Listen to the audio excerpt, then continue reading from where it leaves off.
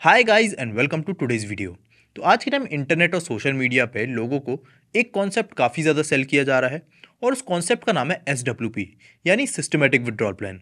इसमें आपको बोला जाता है कि लेट सपोज आपकी एज है 25 ईयर्स।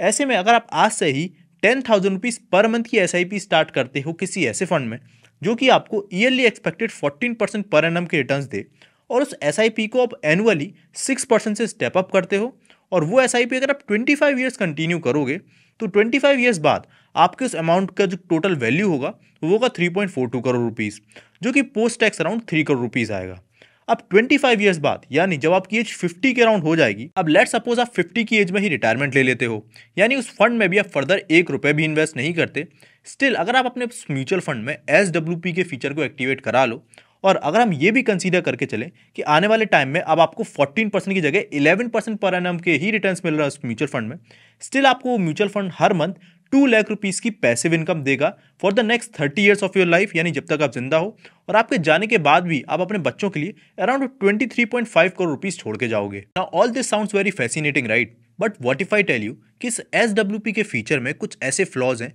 जिनके बारे में आपको कभी नहीं बताया जाता। इट्स बिकॉज अगर वो आपको पता चल जाता है तो इस ड्रीम को आपको सेल करना इतना ईजी नहीं रहेगा। एंड उन्हीं सारे SWP के फ्लॉज के बारे में आज के इस वीडियो में डिस्कशन करेंगे, और इसके साथ ही मैं आपको ये भी बताऊंगा कि उन फ्लॉज को अपने पोर्टफोलियो के लिए फिक्स करने के लिए आपको कौन से चेंजेस करने की जरूरत है। But before you move forward, आपके लिए एक स्मॉल रिक्वेस्ट, अगर आपको इस तरीके की इन्फॉर्मेटिव वीडियो पसंद आए तो प्लीज़ वीडियो को लाइक कर दीजिए, चैनल को सब्सक्राइब कर दीजिए, एंड प्लीज़ उस बेल आइकन को भी क्लिक कर दीजिएगा जिससे इस तरीके के फ्यूचर इन्फॉर्मेटिव वीडियोस की नोटिफिकेशन आपको सबसे पहले मिल जाए। एंड ऑल्सो आपके लिए एक स्मॉल क्वेश्चन, कमेंट बॉक्स में बताइए कि आपने अपनी रिटायरमेंट की एज क्या प्लान कर रखी है। Is it 40 years, is it 50 years, और is it more than 55 years. Now before we move ahead, मैं आपको बताना चाहूँगा कि धन अपने प्लेटफॉर्म पे अपने यूजर्स को उनके म्यूचुअल फंड्स के अगेंस्ट प्लेजिंग का ऑप्शन प्रोवाइड करता है, जिससे आप एक एक्स्ट्रा कैपिटल जनरेट कर सकते हो, जिससे आप अपनी ट्रेडिंग और इन्वेस्टिंग जर्नी को फर्दर फ्यूल भी कर सकते हो। इस ऑप्शन को एक्टिवेट करने के लिए सबसे पहले आपको अपने म्यूचुअल फंड के ऑप्शन में डीमैट म्यूचुअल फंड के ऑप्शन को एक्टिवेट करा लेना है, जो कि आपको ईजिली देखने को मिल जाएगा म्यूचुअल फंड सेक्शन में। और उसके बाद जैसे ही ये ऑप्शन एक्टिवेट हो जाता है,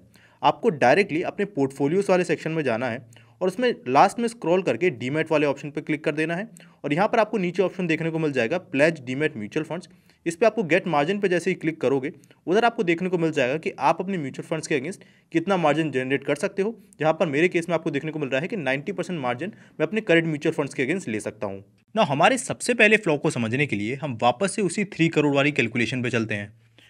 तो उसके लिए सबसे पहले आपको गूगल पे जाके धन SWP कैलकुलेटर सर्च करना है, और यहाँ पर इस लिंक पे क्लिक कर देना है। तो यहाँ पर हमने फिर से वही सारी कैलकुलेशन अप्लाई करी कि हमारा जो टोटल इन्वेस्टमेंट का वैल्यू था वो 3 करोड़ हो गया। इसमें हम 2 लाख रुपीज़ अगर पर मंथ निकालते हैं यानी विड्रॉ करते हैं,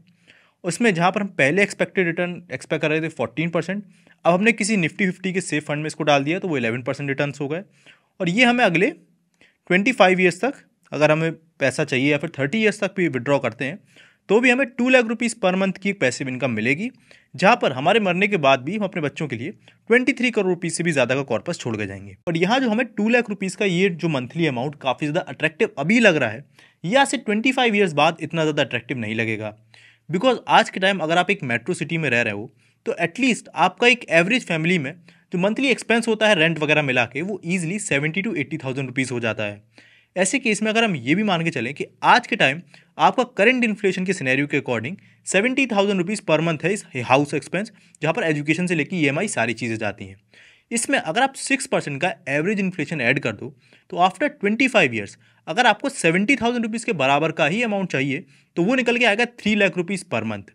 और अगर आप इस 3 लाख रुपीज़ पर मंथ को विड्रॉ में यहाँ पर लगाओ, यानी हमें जो 2 लाख रुपीज़ पर मंथ का अमाउंट चाहिए, इसकी जगह अगर हम 3 lakh rupees per month withdraw करें SWP, तो यहाँ पर आपको क्लियरली देखने को मिलेगा कि आपका ये जो अमाउंट है 11% की रिटर्न के साथ 21 या फिर 22nd ईयर में आप जीरो पे पहुँच जाओगे, यानी नेगेटिव पे पहुँच जाओगे। और ये जो आपको बताया जा रहा था कि आपको एक पैसिव इनकम मिलेगी थ्रू आउट योर लाइफ, जिससे अपनी लाइफ भी अच्छे से जी पाओगे और बच्चों के लिए भी पैसा छोड़ दोगे, ऐसी कोई भी कैलकुलेशन आपको यहाँ पर देखने को नहीं मिल रही। ना इसका मतलब ये बिल्कुल भी नहीं है कि SWP का ये जो पूरा ही कॉन्सेप्ट है ये फेक है और आपको उसको फॉलो नहीं करना चाहिए, बल्कि इसका मतलब ये है कि आपको पर्टिकुलरली अपने SWP के गोल के अकॉर्डिंग अपनी इन्वेस्टमेंट जर्नी और अपनी पूरी ही प्लानिंग करनी पड़ेगी, जिसके बारे में हम आगे बात भी करेंगे। बट उससे पहले हम SWP के सेकंड बिगेस्ट फ्लॉ को समझ लेते हैं, जो कि है सीक्वेंशियल रिस्क का। इसका मतलब क्या है वो मैं आपको समझाता हूँ। तो देखिए अपनी स्क्रीन पे आप ये जो अभी ग्राफ देख रहे हो, ये आपकी SWP की पूरी ही कैलकुलेशन में आपके रिटर्न्स किस तरीके से बढ़ेंगे उसको दिखाता है। जहाँ पर हमने वही सेम केस लिया है कि 10,000 रुपीज़ पर मंथ की SIP अगर आप स्टेप अप 6% के साथ एनुअली करते हो 25 ईयर्स तक, जहाँ पर आपको 14% पर एनम के रिटर्न्स मिलते हैं, तो कुछ इस तरीके से आपकी इन्वेस्टमेंट की वैल्यू बढ़ेगी। अब इसमें देखने वाली बात यह है कि शुरुआत के 50 लाख तक के अमाउंट तक पहुंचने के लिए आपको अराउंड 12 to 13 ईयर्स लग जाएंगे, और पहले 1 करोड़ रुपीस के अमाउंट तक पहुंचने में आपको ईजिली 16, 17 या फिर 18 ईयर्स के अराउंड लग सकते हैं। अब कंपाउंडिंग के इसी नेचर की वजह से इस केस में एक बहुत बड़ी प्रॉब्लम यह आ जाती है कि SWP की कैलकुलेशन दिखाते वक्त हमेशा एक फिक्स रिटर्न हम लेके चलते हैं, जहां पर हमने इस केस में लिया कि हमें 14% पर एनम के रिटर्न्स मिल रहे हैं। पर एक्चुअली में स्टॉक मार्केट में थोड़ी ऐसा होता है। आपको कभी ना कभी ऐसा भी होगा कि 1 से 2 साल कोई भी रिटर्न्स ना मिले। जैसे लास्ट अगर आप अभी लास्ट 1 ईयर के रिटर्न्स देखोगे तो हमें ऑलमोस्ट 1 to 2% यानी फ्लैट ही रिटर्न्स देखने को मिल रहे हैं। और इवन कुछ साल ऐसे भी होंगे जिनके केस में आपका जो कैपिटल है वो 10 to 15% या फिर इवन 20% तक फॉल भी हो सकता है, बिकॉज यहाँ पर हम लेके चल रहे हैं एक ऐसा फंड जो कि आपको 14% की रिटर्न्स देगा, और अगर एक ग्रेटर देन एवरेज रिटर्न वो दे सकता है तो ऐसे केस में से वॉलेटिलिटी भी ज़्यादा होगी। तो व्हाट इफ अगर आपने आज अपनी इन्वेस्टमेंट जर्नी को स्टार्ट किया और आज से 1 साल बाद जो आपकी इन्वेस्टमेंट जर्नी की शुरुआत ही होगी तभी मार्केट में एक बहुत बड़ा करेक्शन आ जाता है और आपका जो कैपिटल की वैल्यू है वो 10 to 15 या फिर 20% से फॉल हो जाती है। तो ऐसे केस में क्योंकि आपका कैपिटल ही आपकी कंपाउंडिंग की शुरुआती जर्नी में ही काफ़ी बड़े लेवल पर कम हो गया, तो ऐसे में जो गोल आपने 3 करोड़ का सोच रखा था 25 ईयर्स बाद वो अचीव नहीं हो पाएगा, एंड स्टिल यहाँ पर भी आपकी SWP की जो पूरी ही कैलकुलेशन है वो खराब हो जाएगी। अब इसके बाद आता है हमारा थर्ड फ्लॉ, जिसको आप इसी सीक्वेंशियल रिस्क वाले जो फ्लॉ है इसका एक सब पार्ट कह सकते हो। इसमें लेट सपोज आपने 25 ईयर्स के लिए अपनी इन्वेस्टमेंट करनी थी। ऐसे केस में जैसे ही आपकी इन्वेस्टमेंट के 22 to 23 ईयर्स कंप्लीट होते हैं और आपका रिटायरमेंट का एज पास आता है, जब आपको वापस से उस पैसे को निकालने की जरूरत पड़ेगी, उस ड्यूरेशन के 1 या 2 साल के अंदर अंदर मार्केट में एक बहुत बड़ा करेक्शन आ जाता है। तो लेट सपोज आपका जो 3 करोड़ रुपीज़ का अमाउंट है वो उस करेक्शन के चलते 15 to 20% से कम हो जाता है। अब ऐसे केस में पहले ही आपका जो अमाउंट है जो कि पहले 3 करोड़ रुपीज़ होना था वो 60 लाख रुपीज़ से कम होकर 2 करोड़ 40 लाख हो जाता है। और उसमें भी क्योंकि रिटायरमेंट के बाद आपके पास कोई ऑप्शन ही नहीं है, तो उस केस में भी आपको 2 करोड़ 40 लाख रुपीज़ में से भी अपने 3 lakh rupees per month withdraw करने पड़ेंगे, इवन जब वो कम भी हो गया। और इस केस में अगर आप देखोगे तो 2 करोड़ 40 लाख में से अगर अब आप 3 लाख रुपीज़ विड्रॉ करोगे अमाउंट के कम होने के बाद, तो आपका ये जो पैसा है ये केवल 12 साल ही चलेगा और आप वापस से नेगेटिव में चले जाओगे। अब यहाँ जो मैंने आपको तीनों प्रॉब्लम्स बताई हैं, लेट मी टेल यू, आज से कुछ सालों बाद कई सारे लोगों के केस में ये उनकी रियलिटी होने वाली है। एंड इसीलिए इसको काउंटर करने के लिए अब मैं आपको बताऊंगा कि आपको अपनी इन्वेस्टमेंट जर्नी और अपनी कैलकुलेशन में कौन से वो चेंजेस करने की ज़रूरत है जिससे आप इन तीनों ही प्रॉब्लम्स को अभी से काउंटर करके चल सकते हो।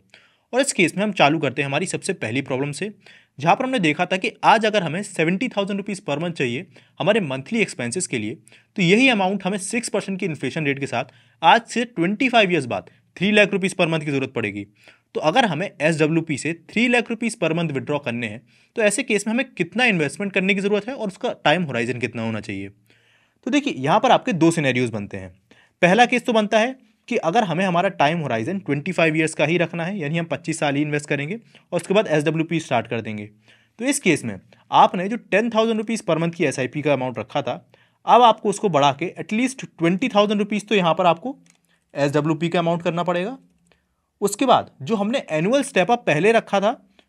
वो रखा था 6% का, जो कि अब हमें 10% करना पड़ेगा। एक्सपेक्टेड रेट ऑफ रिटर्न्स 14% थी, और इस केस में अगर आप करते हो तो ऐसे में आपका जो टोटल कॉर्पस है वो अराउंड 9 करोड़ का बन जाएगा। और 9 करोड़ से कॉर्पस में से अब अगर आप 25 ईयर्स बाद 3 लाख रुपीज़ का जो अमाउंट है उसको विड्रॉ करोगे, तो उस 3 लाख रुपीज़ के विड्रॉ करने के बाद भी आपको अपने 30 ईयर्स तक कंसिस्टेंट 3 लाख रुपीज़ ही मिलते रहेंगे, और उसके बाद अपने चिल्ड्रंस के लिए भी काफ़ी बड़ा कॉर्पस छोड़ के जाओगे। पर यहाँ पर एक ईजी ऑप्शन भी आ जाता है, बिकॉज आप में से कई सारे लोगों के लिए ये जो 20,000 रुपीज़ पर मंथ का SIP का अमाउंट है विथ 10% स्टेप अप ये पॉसिबल नहीं होगा। तो इस केस में अगर आप अपने इन्वेस्टमेंट के होराइजन को बढ़ा देते हो, लेट सपोज आपने 25 ईयर्स के होराइजन को बढ़ा के 30 ईयर्स कर दिया, यानी अब 55 ईयर्स की एज में रिटायरमेंट हो गए, तो ऐसे केस में अब आपको अपने 10,000 रुपीज़ के अमाउंट को बढ़ा के केवल 12,000 रुपीज़ पर मंथ करना पड़ेगा। और स्टेप अप जो पहले हमें 10% करना पड़ रहा था अब हमें वो केवल 7% ही करना पड़ेगा। और केवल इन 2 चेंजेस की करने की वजह से तो भी आपको आज से 30 ईयर्स बाद ईजिली 9.8 करोड़ का कॉर्पस मिल जाएगा, जो कि अगेन आपका ये जो 3 लाख रुपीज़ का विड्रॉ वाला SWP का कॉन्सेप्ट है, इसको पूरी तरीके से वेरीफाई करेगा। अब यहाँ पर आप लोगों में से कुछ लोगों के दिमाग में एक क्वेश्चन आ रहा होगा कि इस केस में मैंने जो 9 करोड़ की वैल्यू निकाली कि हमें अपने 3 लाख रुपीज़ पर मंथ के विड्रॉ के लिए 9 करोड़ के कॉर्पस तक पहुँचना पड़ेगा, ये वैल्यू मैंने कैसे निकाली। तो देखिए SWP के केस में एक रूल होता है कि जितना आपका SWP का अमाउंट है ईयरली, जैसे हमारे इस केस में जो हमारा 36 लाख रुपीज़ आ रहा था, वो आपके टोटल कॉर्पस के 4% से ज़्यादा नहीं होना चाहिए। और यहाँ पर अगर आप 4% देखोगे तो 9 करोड़ का ही 4% निकल के आता है 36 लाख रुपीज़। अब यहाँ पर मैं आपको एक बात और बता दूँ कि पहले जो हमने कंसिडर किया था कि 3 करोड़ रुपीज़ में से हम 2 lakh rupees per month withdraw कर रहे थे, वो हमारा अराउंड 8% आ रहा था और फिर भी कैलकुलेशन सही बैठ रही थी। तो यहाँ पर मैं आपको ये भी बता दूँ कि इस केस में भी अगर हम 8% ले अमाउंट, तो उस केस में हमारा अमाउंट निकल के आएगा कि हम अगर 4.5 करोड़ रुपीज़ तक पहुँच जाए तो उसमें भी हमारा जो कैलकुलेशन है of this 3 lakh rupees per month, ये सही बैठ सकता है। बट 8% के केस में आप बहुत ज़्यादा रिस्क ले रहे हो, यानी आप मान के चल रहे हो कि आपके रिटायरमेंट के बाद आपको 11% के ही पर एनम के रिटर्न्स मिलेंगे और रिटायरमेंट तक भी आपके लिए सारी चीज़ें सेम रहेंगी। तो इस केस में ये थोड़ा आइडियल सिनेरियो हो जाता है और ज़रूरी नहीं है ऐसा हो। यानी हो सकता है कि हमारे रिटायरमेंट तक इंडियन मार्केट्स मैच्योर हो जाए, रिटर्न्स कम मिले या फिर कोई रिसेशन आ जाए या फिर आपको कोई बड़े एक्सपेंस की जरिए ज़रूरत हो पैसों की। तो इसीलिए हम 8% की जगह इस अमाउंट को 4% रखते हैं कि हमें मंथली विड्रॉल अपने टोटल कॉर्पस का केवल 4% करना है एक पूरे साल में। अब इसके बाद हम आ जाते हैं फिर सेकंड रिस्क फैक्टर पे, जो कि था सिक्वेंशियल रिटर्न्स का रिस्क। यानी हमारी इन्वेस्टमेंट के शुरुआती जर्नी में ही आपका जो कैपिटल है वो 10 to 15% से कम हो जाता है बिकॉज मार्केट में कोई बहुत बड़ा करेक्शन आ जाता है। इस केस में हम वही सेम एग्जाम्पल लेते हैं कि हम 12,000 रुपीज़ पर मंथ की SIP कर रहे हैं और जैसे हमने 1 ईयर कंप्लीट किया अपने 12,000 रुपीज़ की SIP का, तभी मार्केट में एक 15% या फिर 20% का एक बड़ा करेक्शन आ गया। उस केस में हमारा पोर्टफोलियो भी 15% डाउन चला गया। अब इस केस में जैसा मैंने आपको बोला कि 12,000 रुपीज़ की SIP हम ऑलरेडी 1 ईयर कर चुके हैं, तो उसका जो टोटल वैल्यू होगा वो 1,44,000 होगा। उस केस में 1,44,000 पे क्योंकि उस साल हमें 14% रिटर्न्स भी मिले होंगे, तो 14% रिटर्न्स को भी अगर आप ऐड कर दोगे तो आपके कैपिटल की वैल्यू निकल के आएगी 1,65,000 रुपीज़, जो कि होनी चाहिए थी। बट एक्चुअली में हुआ क्या कि मार्केट में उस 15% फॉल के चलते आपकी इवन 1,44,000 रुपीज़ की वैल्यू गिर के अब 1,22,000 रुपीज़ बची। यानी अगर आप इसको नॉर्मल केस से कंपेयर करके देखो तो हम मार्केट में 43,000 रुपीज़ माइनस में चल रहे हैं as according to the estimate जो कि हमने अपने SWP के लिए लगा रखे थे। अब इस केस में 2 सिनेरियोज बनते हैं। पहला सिनेरियो थोड़ा टफ कि इस केस में मार्केट के इस फॉल के चलते आप मार्केट में एक लमसम इन्वेस्टमेंट कर दो 43,000 रुपीज़ की, तो आपका अमाउंट उसी ड्यूरेशन पे आ जाएगा जो कि आपका नॉर्मल केस में होना चाहिए था। बट ये ऐसा एस्टीमेट है कि जिसको हर किसी के लिए पॉसिबल नहीं हो पाएगा कि वो 43,000 रुपीज़ जितना लमसम अमाउंट मार्केट में इन्वेस्ट करे। तो इसके केस में एक सेकेंड तरीका हो सकता है जो कि थोड़ा ईजी होगा। वो ये है कि आप मार्केट में 43,000 की जगह 20 to 22,000 रुपीज़ एक लमसम इन्वेस्टमेंट कर दो और जो आपने पहले मार्केट में प्लान किया था कि आप 7% की स्टेप अप करोगे एवरी ईयर, उस एक साल या फिर आने वाले 1 से 2 सालों के लिए आप उस स्टेप अप के अमाउंट को 7% से बढ़ा के 9% कर दो। और इस चीज़ को अप्लाई करने के बाद विद इन फ्यू ईयर्स आप वापस से अपनी इन्वेस्टमेंट जर्नी पे उसी एक साइकिल में आ जाओगे जो कि आपकी पहले चल रही थी, और ऐसे में वापस से आपके वो जो सारे ही गोल्स है वो अचीव हो जाएंगे। अब इसके बाद हम आते हैं अपने सेकंड सिनेरियो पे कि ये जो मार्केट में फॉल आया ये हमें हमारी इन्वेस्टमेंट जर्नी की शुरुआत में देखने को नहीं मिलता, बल्कि इन्वेस्टमेंट जर्नी में जब हम अपने रिटायरमेंट के पास पहुंचते हैं तब उस 2 से 3 साल की ड्यूरेशन में आपको एक इतना बड़ा करेक्शन देखने को मिलता है। तो इस केस में हम क्या करें? अब देखिए ये जो सिनेरियो अकर होता है ये 2 तरीके से इम्पैक्ट करता है। सबसे पहले तो ऑलरेडी आपकी फाइनल वैल्यू में एक अच्छा खासा ड्रॉप हमें देखने को मिलेगा ड्यू टू दैट करेक्शन, और सेकंड चीज़ उस ड्रॉप के बावजूद क्योंकि हमारी पूरी डिपेंडेंसी उस फाइनल कॉर्पस पे है हमारे SWP के, उस पर से हमें फिर भी पैसा निकालना पड़ेगा जो कि अगेन एक डबल इम्पैक्ट करता है हमारी पूरी जर्नी पे।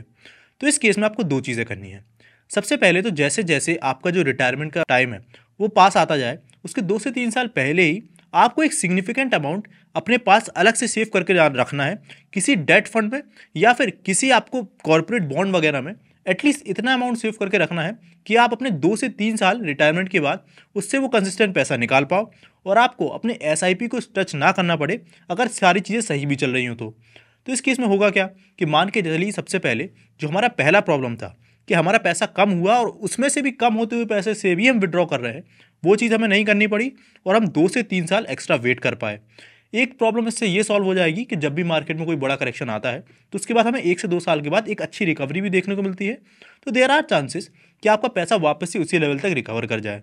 पर इस चीज़ को डबल श्योर करने के लिए आप एक और चीज़ कर सकते हो। अब सेकंड चीज़ आपको ये करनी है कि आपके रिटायरमेंट की ईयर पास आते आते आपको आपके इक्विटी कैपिटल पर जो रिस्क है उसको कम से कम करना है। तो इस चीज़ के 2 तरीके हैं। पहले कि जैसे ही 2 से 3 साल बचें, उस केस में ही आप अपने रिटायरमेंट का ये जो पूरा ही कॉर्पस एसआईपी के थ्रू बिल्ड हो रहा है, इसको आप किसी सेफर फंड में इन्वेस्ट कर दो या फिर शिफ्ट कर दो। जैसे कि अगर आपने अपना पूरा ही इक्विटी फंड का जो पैसा है ये किसी हाइब्रिड फंड में इन्वेस्ट कर दिया, जो कि आपका पैसा डेट प्लस इक्विटी में इन्वेस्ट करता है। अब इस तरीके के फंड में क्या होता है कि भले ही अगले 2 से 3 साल आपके जो रिटर्न्स रहेंगे या फिर कंपाउंडिंग की जर्नी रहेगी वो 2 से 3% कम आपको रिटर्न्स दे, पर ऐसे केस में अगर मार्केट में फॉल कोई बड़ा आता है तो उधर आपको एडवांटेज ये मिल जाएगा कि इस ड्यूरेशन में हाइब्रिड जो फंड होते हैं वो ज़्यादातर आपका जो पैसा है वो डेट फंड में इन्वेस्ट कर देते हैं, इसलिए इसमें करेक्शन आपको कोई बहुत बड़ा देखने को नहीं मिलता और आपके कैपिटल की वैल्यू बहुत सिग्निफिकेंटली कम नहीं होगी। और पहला केस यानी हमने 2 से 3 साल की जो रिकवरी के लिए पैसा ऑलरेडी साइड यूज़ करने के लिए रख रखा था वो तो है ही, तो एक तो ये सॉल्यूशन हो गया।